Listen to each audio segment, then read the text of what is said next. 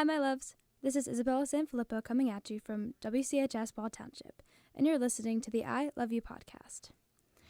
I hate losing. I refuse to lose. I don't know if any of you guys watch Suits, but I feel like I am Harvey Specter because he's just always like, I don't lose. I don't like losing. He always says, like, I don't lose. And that just hit home with me because I just hate losing. Like, losing is probably one of my least favorite things in the entire world. So we had Spirit Week. I think when this episode comes out, it would have been like 2 or 3 weeks ago. And we lost. And I hate losing. So that was a problem. But what sucks is that we lost to the juniors who have won Spirit Week now 4 times in a row.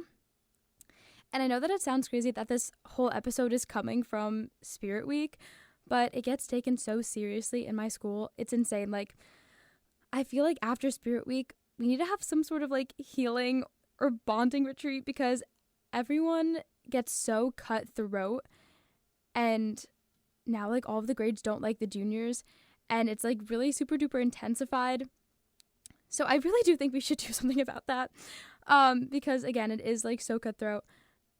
But I mean, it's fun to be competitive. Like, it gets taken seriously. It's fun that as a school we do take it so seriously, but sometimes it does get a little over competitive, which takes the fun out of it a little bit. But, you know, once you're in it and once you put your heart into something and you're passionate about it, you're fully locked in. And after the full week leading up into Spirit Week, everyone was fully locked in. Like, my whole grade was fully locked in. We put our heart and our soul, and it all came down to lip sync, which is like the last event. And basically lip sync is you get 5 minutes and you create a track with a theme, and then you have to lip sync the whole thing, and it can't be more than 5 minutes. But there are like a certain amount of requirements that you have to meet. So there's like no backflips or anything like that, but everyone goes full out. There are stunts. It's seriously insane. I'll post a lip sync so you guys can see it, but I was so proud of how it turned out, and it was so good. And everyone tried so hard throughout the week, and we came so close together as a class, and it was really just amazing to see all of the work that everyone had put in. Like, all of the boys dressed up as girls, and Sean Retta literally wore a singlet from one of the numbers, which was Spice Girls.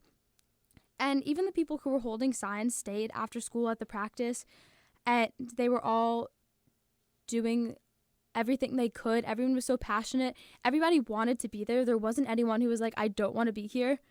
Everyone was so passionate about this, and it was such a huge project that required a huge team and so much work. And it was just so special. And then to lose after we had put in all of that work, it just like felt like someone like repeatedly stabbed me through the heart, and it was just like it was just so good, and everyone tried so hard, and that's really what got me, because it's not even for me, like, seeing your team work so hard to win and to do something and to produce a product that we all believed in, just not to win, it was just so heartbreaking. But it seriously was not a bad dance. Like, it was incredible.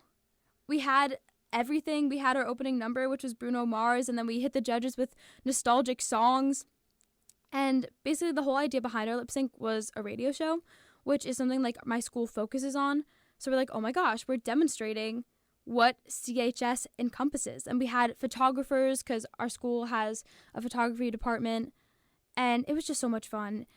We tried to like wrap in all of our school's beliefs, and it was just so good. I know I keep saying that, but it was just so good. Everyone had so much fun. And it was fun to be up there with everybody, with all of the people in my grade. And it just felt electric. And again, it didn't feel like anybody was forced to be there. It didn't seem like anybody didn't want to be there. Everybody wanted to be there, and everyone put in our all. And that's why, again, it just hurt so bad when we got 3rd place, because after putting our blood, sweat, and tears for upwards of 2 weeks, for it just to be like, yeah, that's only good enough for 3rd place, it was just like, oh my gosh, like, what the heck? And then the juniors got first, so we were like, ugh, like, come on. Like, we were all even like rooting for the seniors. Like, the seniors' 3rd dance was incredible. They 100,000% deserved first. The seniors' dance was so freaking good. Their whole theme was like a road trip of their time at CHS. So it started off in COVID, and then it was slowly going back to in person. And then junior year was their first year that was normal, and then senior year, and then it flashed to graduation. And it was just so sweet. And they definitely deserved first. Like, their dance was so good.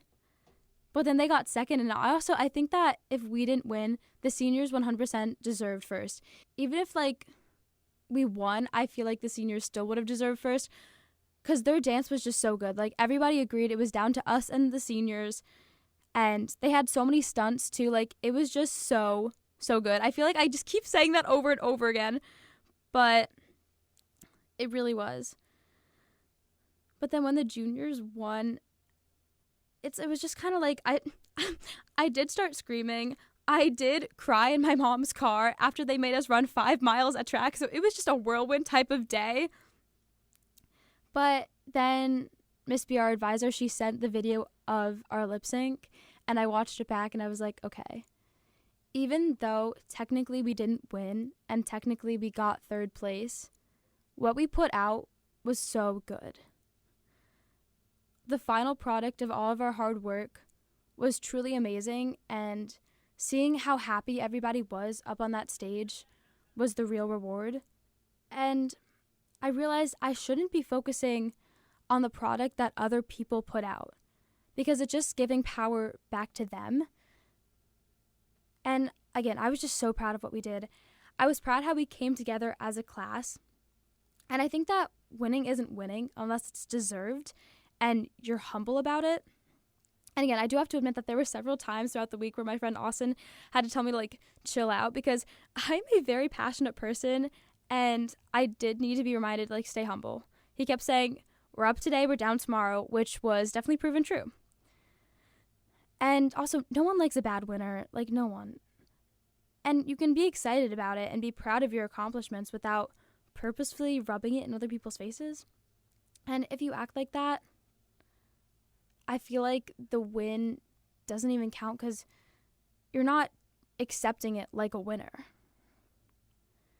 But again, I was really happy and really proud of the product we put out. And at the end of the day, that's all that matters. Because winning is putting out a product that you know is good. And, you know, some people won't recognize that fully. But if you know in your heart it was good, that's all that matters. And this can apply to so many things like sports, schools, Spirit Week. And I know that it's going to be a long journey to try to get better at losing, but I'm also not going to lose my fire. Next year, I'm coming for that trophy, no exceptions. And I'm not going to say that losing is good, but I definitely think that losing can be valuable in a sense, because it gives you a purpose, revenge.